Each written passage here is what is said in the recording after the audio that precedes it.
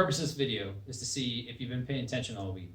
So what I want you to do is take a look at these 4 questions, step out of frame, and write them down, and then try them right now. Pause the video. Try them right now. Okay, let's see how you did. So, can you put a number in standard form and then also put it in scientific notation? Can you take it out and put it back in? That's what I'm looking for right here. So, what is this in standard form? Well, that's a negative exponent, which means the decimal is going to move that way 4 times 1, 2, 3, 4. Boink. 0.000 1, 2, 3, 3, 1, 2. And I forgot one thing. Did you see what I forgot? There should be a negative right there. Ooh, that's kind of cool how I did that. Not really. Not that impressive. So can you take a number out of scientific notation and put it back in? And can you go, between the two? That's all I'm looking for there. Number 2, do you know the give and take? Do you notice when a number is not in proper notation form? And can you take 2 and then give those 2? Because if you take it, you have to give it. And you can switch the order of those 2 things. Okay? So the new number is 5.264 times 10 to the 91st. Okay? Give and take. Over here, this one is not easy because sometimes you just don't have a frame of reference for the value of these numbers, where they come from. Like the McDonald's problem. How many hamburgers does McDonald's sell in a day, a year? You probably have no idea.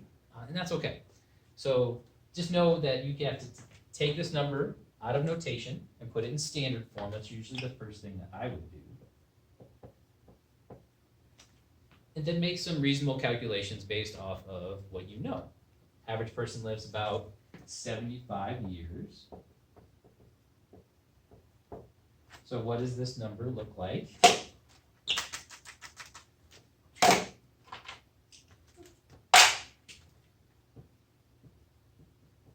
There you go. Seems right. Take that number, divide by 365, you should get a number that's pretty close to 75. Okay? Pretty close. And lastly, can you make calculations? Do you know what to do with these numbers? Since it's all multiplication and division, you're allowed to simplify parts, like this part right here. That's a fraction. Okay, I see 2 columns. 3.2 over 9.6 is 1/3. Okay, if you divide those 2 numbers, you get 0.3 repeating. And so we've got 0.333 and so on. And then over here, we're going to use our exponent property of the quotient rule, where we subtract powers. Negative 72 minus negative 91 turns into a plus. So that's basically 91 minus 72 times 10 to the 19th. Now we come back over here with the give and take. See how that number is not in the right form? That number is not between 1 and 10, or it's not 1 itself, so we have to move the decimal 1 time. That's a give. Now you got to take. Take from there. Okay? So our new number is about 3.33 times 10 to the 18. Those are the 4 things I'm looking for you to be able to do. If you paid attention this week and you did your practice and you feel good about it, it should be a piece of cake. Now I know that technology can take care of most of this stuff. So calculators are great, computers are good. When you get numbers that are at this kind of value or that kind of value, we usually let a computer take care of it for us, but it's always good to know what these things are doing. Okay. Boom. End of lesson.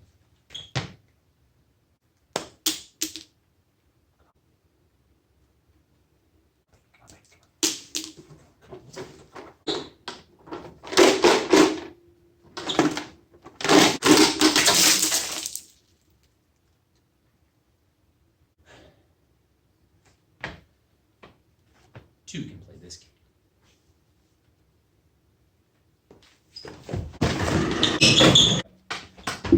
I am a nigga Montoya! You killed my father! You want some of this? You want some of this, dude? Huh? You want some of this? You want some of this?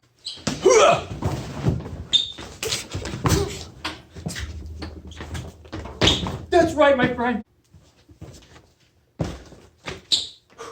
Okay. 2 for 4. 3 for 5. 3 for 5. That's right, baby. Have a good week. I'll see you guys on Monday. Take a minute or second, 10 seconds, and throw the bucket at. Wait, throw the whole bucket at you? Like the bucket mark, like Okay. the markers. And then, am I trying to hit you in the head or what? Okay. Okay.